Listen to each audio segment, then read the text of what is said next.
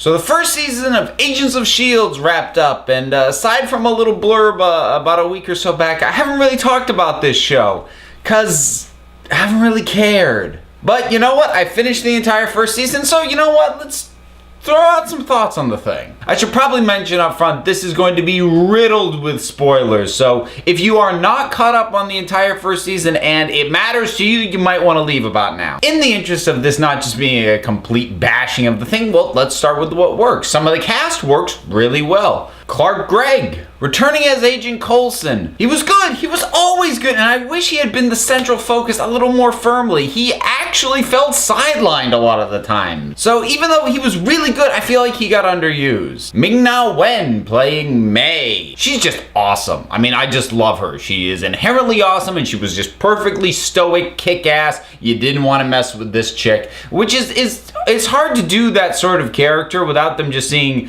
boring or phony, but she just owned that, and it was terrific. Some really strong guest stars showed up as well. Patton Oswalt, oh, he was awesome. Please tell me he's going to be a regular in season 2.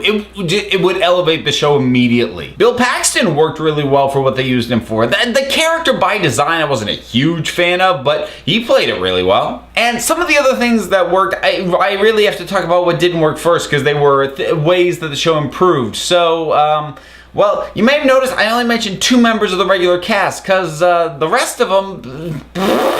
There was the character of Sky, who was fine. There was nothing wrong with her. I mean, the woman who played her did pretty well. She was, you know, energetic and fun, but the character just didn't particularly interest me. Fitz and Simmons. Now, these two just by conception annoyed me. And it's kind of become a bit of a new television cliche. I've got a friend who calls it the power nerd. In my mind, that they're technobabble wizards. They're there to fix whatever seemingly unsolvable problem by spewing some technical jargon, and suddenly, oh, now we can open this door or stop this machine or do whatever it was impossible to do before, and we can now suddenly do through the magic of science. And they were just boring in their chemistry and the unrequited love. It was so predictable.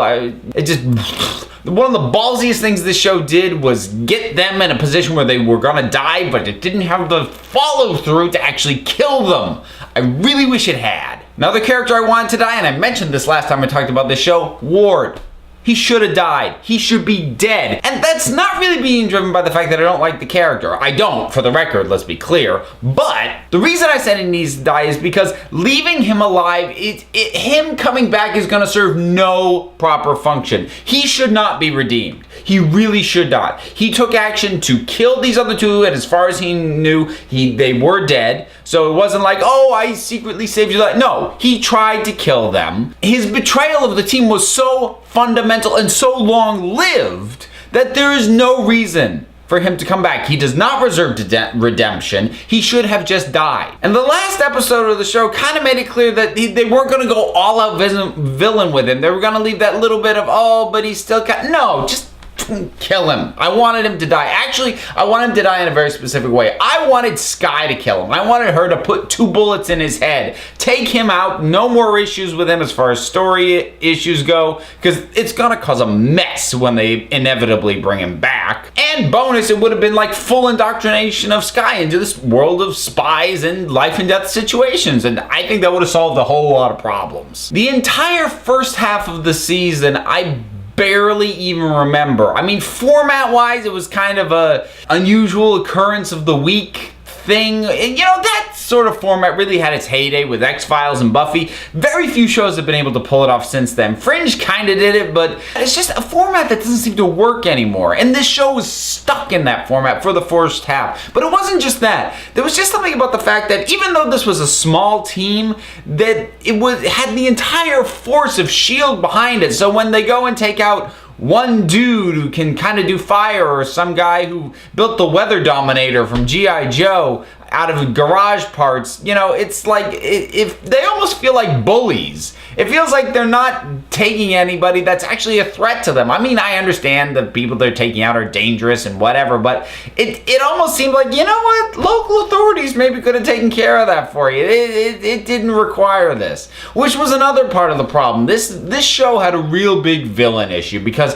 for most of the show, there was never a villain big enough. And then when one finally emerged, they dropped the ball on that too. The show got better overall when two things happened. I first perked up when Deathlock, just the word, showed up. Now, obviously, they'd introduced the character who would become Deathlock way early in the season, but I didn't know where that was going. But as soon as they dropped that name and it became clear that he was going to be that character, I perked up. Partly because the show has really underdone the integration of Marvel lore into its storylines. Now, I understand that they don't want to just take stories directly from the comic books and do those, because then people watching who've read the comics already know what's going to happen. So I get the aversion to that, but you just drop some characters, especially, forget storylines, just give us characters, some names that we know, just throw us a bone. Deathlock was a fairly big bone. It took forever for us to get it. Deathlock, I feel, was kind of, it was okay. He paid off really well at the end, I'll give him that. But when that word first showed up on screen, that's when I first perked up. But the show noticeably got better when the second Captain America movie happened, and the crossover there, and the fallout of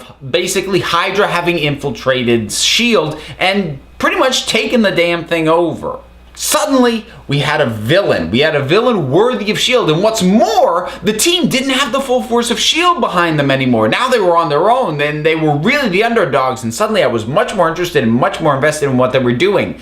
Unfortunately, the show kind of dropped the ball on this all the same, because they gave us Hydra, they gave us this bigger villain, but then they just narrowed it right down and had us focus only on Garrett, and we lost sight of the size and the scope of Hydra and what Hydra was doing, just so we could focus on this one dude. And if you were to go by the show alone, you might kind of go, is Hydra no longer an issue now that he's out of the picture? I don't know. I mean, I know Hydra's still an issue because you saw Baron Strucker in the post credits on Winter Soldier, and he hasn't been dealt with. So obviously Hydra's still out there somewhere, but they just narrowed it down to this one dude, and then they got rid of him. Now, his death was friggin' awesome. Both of them, they were terrific. The second one especially, though. But see, it's moments like that that the show needs more of, because a lot of it just feels really generic. And I guess that's my main thing. At the end of the day, this doesn't really feel like part of the Marvel Universe. It feels like it could be set anywhere and feature any characters. It underutilizes the things that tie it to the Marvel Cinematic Universe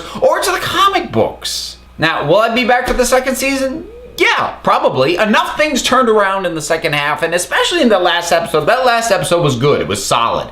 And enough things happened in that made me go, okay. Things like with Skye and with Coulson and what the sort of things that were left off, not really cliffhangers, but like threads planted to be picked up in the next season.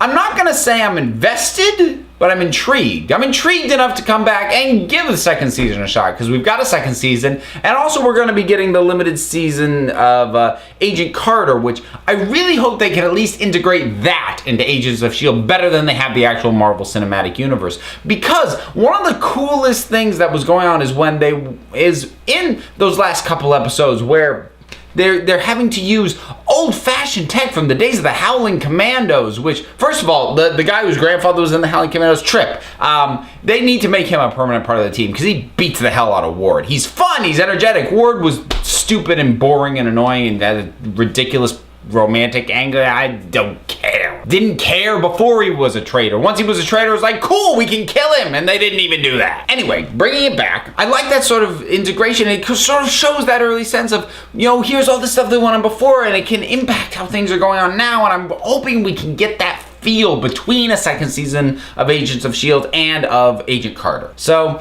I sat through it, I watched it, I feel like we were promised, and it had the potential to be so much more than it was. I mean, that's ultimately why I'm just kind of, but then again, it's also why I'm going to come back, because I think it can be more than it has been up to this point, and there's a chance that maybe it will be. cross my fingers, I'll come back next season. I doubt I'll ever do an episode by episode breakdown on this show. I'm not invested enough in it the way I am with something like Game of Thrones, or what I'll start doing with Doctor Who once that comes back, I'm sure. But if there is a major seminal episode, maybe I'll come back and do my thoughts on that. But for right now, I'm ready to take a break from this show. Anybody else been following this thing? Do you plan to come back for next season? Are you excited for next season? Where have you landed on this thing overall? Am I being too hard on it? Drop something down in the comments. Let's talk about it. And until next time, this council is adjourned.